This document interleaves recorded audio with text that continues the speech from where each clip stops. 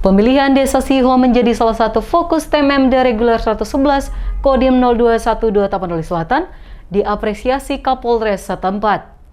Akses jalan yang cukup parah menjadi salah satu contoh dan sangat dirasakan anggota Forkompinda ketika kunjungi vaksin massal.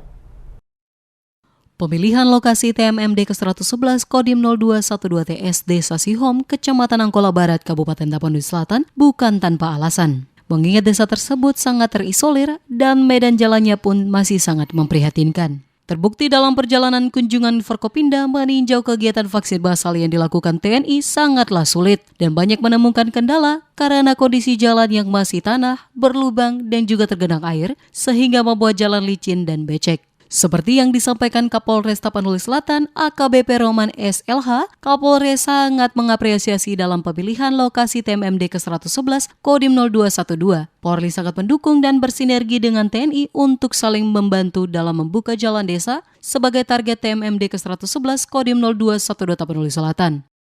Selain itu, Polres Tapanuli Selatan juga memperbantukan personilnya dalam memberi penyuluhan-penyuluhan pada masyarakat.